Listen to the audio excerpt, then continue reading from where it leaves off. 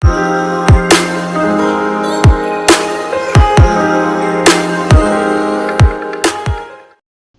Friends, Odia online study channel आपको बहुत बहुत स्वागत। फ्रेंड्स, आज वीडियो में आपन सहित किसी general knowledge question answer discussion करी। तो आप वीडियो आरंभ शेष पर्यंत देखते, कारण ये वीडियो शेष में गोटे क्वेश्चन पचारि जार उत्तर आपको कमेंट बॉक्स में कमेंट करके देवाक पड़ो। तो वीडियोटी भल लगे वीडियोटी को लाइक करेंगे और निज सांग सहित शेयर करेंगे और कमेंट करके क्वेश्चन आंसर देवाई निश्चित चेष्टा करेंगे। तो फ्रेंड्स, जदि आप चैनल को नुआ देखुं तेल चैनल को सब्सक्राइब कर बेल आइकन को दबाई दिंतु, कारण ये वीडियो सब प्रथम देखिपारे।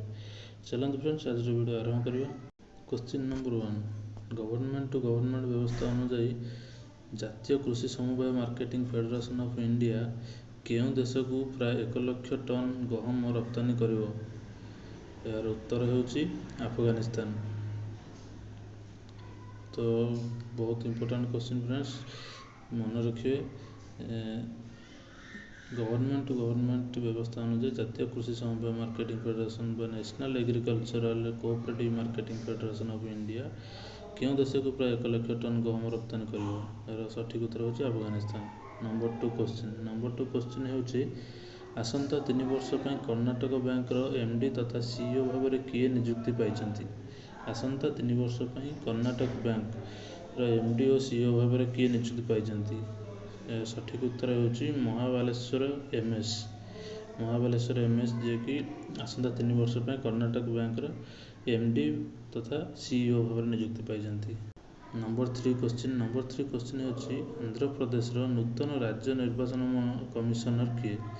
आंध्र प्रदेश रो नूतन राज्य निर्वाचन कमिशनर किए? सठिक उत्तर होची जस्टिस भी कानकराज। कानकराज होचंती आंध्र प्रदेश रो नूतन राज्य निर्वाचन कमिशनर। तो नेक्स्ट क्वेश्चन देखिए फ्रेंड्स। नेक्स्ट क्वेश्चन होची 4 नंबर क्वेश्चन, केउं राज्य सरकार मुख्यमंत्री लोक कलाकार उत्साह योजना आरंभ करिसेंती, जेउथिरे एही कलाकार माने सेमानकर अभिनय वीडियो शूटिंग करि परिबे एवं नगद पुरस्कार जितिबार सुयोग पाई परिबे? यार सठिक उत्तर होची राजस्थान। राजस्थान रो सरकार मुख्यमंत्री लोक कलाकार उत्साह योजना आरंभ करिसेंती, जेउथिरे कलाकार माने निजर अभिनय वीडियो शूटिंग करि परिबे और नगद पुरस्कार जितिबा सुयोग नै परिबे। तो नेक्स्ट क्वेश्चन देखिए फ्रेंड्स।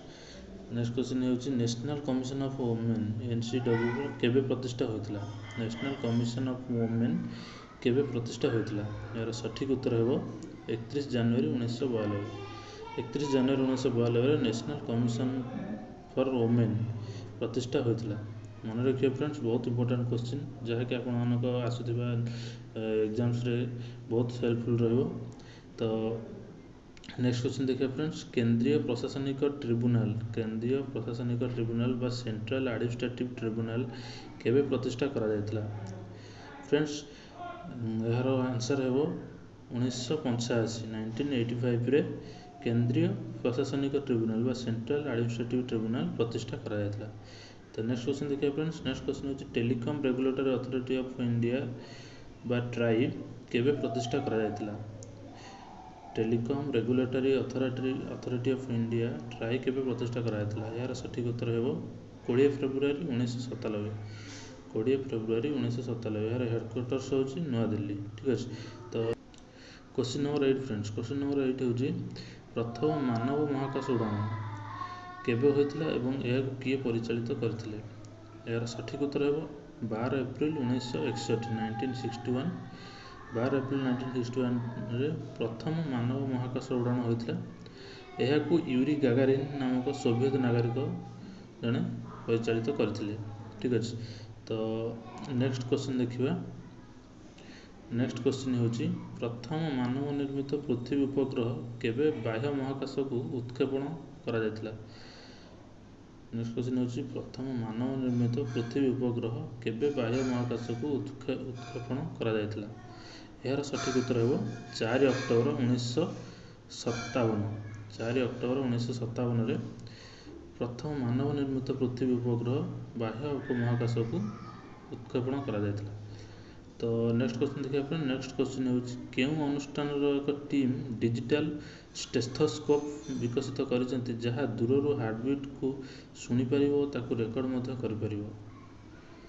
କେଉଁ ଅନୁଷ୍ଠାନର ଏକ ଟିମ୍ ଡିଜିଟାଲ ଷ୍ଟେଥୋସ୍କୋପ ବିକଶିତ କରିଛନ୍ତି ଯାହା ଦୂରରୁ ହାର୍ଟବିଟ୍ ଶୁଣିପାରିବ ଓ ତାକୁ ରେକର୍ଡ ମଧ୍ୟ କରିପାରିବ। ଏହାର ସଠିକ୍ ଉତ୍ତର friends IIT Bombay, IIT Indian institute of technology Bombay ଯାହାକୁ କୁହାଯାଏ। ଠିକ୍ ଅଛି, ଏଇଟା ବହୁତ ଇମ୍ପୋର୍ଟାଣ୍ଟ କ୍ୱେଶ୍ଚିନ୍, ମନେ ରଖିବେ ଫ୍ରେଣ୍ଡସ୍, ଆଗାମୀ ଏକ୍ଜାମ୍ରେ ବହୁତ ହେଲ୍ପଫୁଲ୍ ରହିବ। ନେକ୍ସଟ କ୍ୱେଶ୍ଚିନ୍ ଦେଖିବା ଫ୍ରେଣ୍ଡସ୍, ନେକ୍ସଟ କ୍ୱେଶ୍ଚିନ୍ ହେଉଛି PFRDA ଦ୍ୱାରା ପରିଚାଳିତ ଦୁଇଟି ପେନ୍ସନ୍ ସ୍କିମ୍ର ନାମ କ'ଣ? ଠିକ୍ ଅଛି, ତ କ୍ୱେଶ୍ଚିନ୍ ଆଉଥରେ ଶୁଣି ଦିଅନ୍ତୁ। PFRDA ଦ୍ୱାରା ପରିଚାଳିତ ଦୁଇଟି ପେନ୍ସନ୍ ସ୍କିମ୍ର ନାମ କ'ଣ? ଏହାର ସଠିକ୍ ଉତ୍ତର ହେଉଛି ଏକ ନମ୍ବରରେ ହେବ ଜାତୀୟ ପେନ୍ସନ୍ ସ୍କିମ୍ ବା ନ୍ୟାସନାଲ୍ ପେନ୍ସନ୍ ସ୍କିମ୍। ତାପରେ 2 ନମ୍ବରରେ ଆସିବ ଅଟଳ ପେନ୍ସନ୍ ଯୋଜନା, ଅଟଳ ପେନ୍ସନ୍ ଯୋଜନା ଯାହା APY। ଠିକ୍ ଅଛି, ତ ଏହା ଥିଲା ଆଜିର ଭିଡ଼ିଓର କ୍ୱେଶ୍ଚିନ୍ ଆନ୍ସର୍। ତ ଫ୍ରେଣ୍ଡସ୍ କହିଦେବାକୁ ଚାହିଁବି କି ଆଜିର କ୍ୱେଶ୍ଚିନ୍ ଯେଉଁଟାକି ମୁଁ ଆପଣମାନଙ୍କୁ ପଚାରିବାକୁ ଚାହିଁଥିଲି, ଯେଉଁଟାକି ଆପଣମାନଙ୍କୁ କମେଣ୍ଟ ବକ୍ସରେ ଆନ୍ସର୍ ଦେବାକୁ ପଡ଼ିବ। ତ ସେ ପ୍ରଶ୍ନଟି ହେଉଛି ବିଶ୍ୱ ବୁଦ୍ଧିଜୀବୀ ଗଣଧର୍ମ ସଂଗଠନ ୱାର୍ଲଡ ଇଣ୍ଟେଲେକ୍ଚୁଆଲ ପ୍ରପର୍ଟି ଅର୍ଗାନାଇଜେସନ୍। ଠିକ୍ ଅଛି, ତ ଇଏ କେବେ ପ୍ରତିଷ୍ଠା କରାଯାଇଥିଲା ଓ ଏହାର ହେଡ଼କ୍ୱାର୍ଟର୍ସ କେଉଁଠି ଅଛି? ତ ଫ୍ରେଣ୍ଡସ୍ ଏ କ୍ୱେଶ୍ଚିନ୍ଟିକୁ ଆପଣ ନୋଟ୍ କରିପାରିବେ। ଏହାର ଆନ୍ସର୍ କମେଣ୍ଟ ବକ୍ସରେ ନିଶ୍ଚିତ ଭାବରେ ଚେଷ୍ଟା କରନ୍ତୁ ଦେବା ପାଇଁ ଫ୍ରେଣ୍ଡସ୍। ଆପଣଙ୍କ ଆନ୍ସର୍ ଦେଖିଲେ ମୋତେ ଖୁସି ଲାଗିବ। ତ ଫ୍ରେଣ୍ଡସ୍ ଏତିକି ଆଜିର ଭିଡ଼ିଓରେ କ୍ୱେଶ୍ଚିନ୍ ଆନ୍ସର୍ ଆପଣ କହିପାରିବେ। ଆଶା କରୁଛି ଭିଡ଼ିଓଟି ଭଲ ଲାଗିଥିବ। ଭିଡ଼ିଓଟି ଯଦି ଭଲ ଲାଗିଛି ତାହେଲେ ଭିଡ଼ିଓଟିକୁ ଲାଇକ୍ କରନ୍ତୁ, ନିଜ ସାଙ୍ଗମାନଙ୍କ ସହିତ ସେୟାର କରିଦିଅନ୍ତୁ ଆଉ କମେଣ୍ଟ ବକ୍ସରେ ନିଶ୍ଚିତ ଭାବରେ ଚେଷ୍ଟା କରନ୍ତୁ କି ଏ ପ୍ରଶ୍ନର ଆନ୍ସର୍ ଦେବା ପାଇଁ। ଆଉ ଭିଡ଼ିଓ ବିଷୟରେ ଯାହା ବି କିଛି ଆପଣଙ୍କର ଓପିନିଅନ୍ ଅଛି ନିଶ୍ଚିତ ଭାବରେ କମେଣ୍ଟରେ କହିପାରିବେ। ତ ଫ୍ରେଣ୍ଡସ୍ ଏ ପର୍ଯ୍ୟନ୍ତ ଯଦି ଏହି ଭିଡ଼ିଓ ଚ୍ୟାନେଲକୁ ସବସ୍କ୍ରାଇବ୍ କରିନାହାନ୍ତି ତାହେଲେ ଚ୍ୟାନେଲକୁ ସବସ୍କ୍ରାଇବ୍ କରି ବେଲ୍ ଆଇକନ୍କୁ ନିଶ୍ଚିତ ଭାବରେ ଦବାଇ ଦିଅନ୍ତୁ, କାରଣ ଏହିଭଳି ଭିଡ଼ିଓ ସବୁଠୁ ପ୍ରଥମେ ଦେଖିପାରିବେ। ତ ଆଜି ପାଇଁ ଏତିକି ଫ୍ରେଣ୍ଡସ୍, ପୁଣି ଦେଖା ହେବା ଏକ ନୂଆ ଭିଡ଼ିଓରେ। ତ ସେ ପର୍ଯ୍ୟନ୍ତ ରହୁଛି, ନମସ୍କାର, ଜୟ ଜଗନ୍ନାଥ।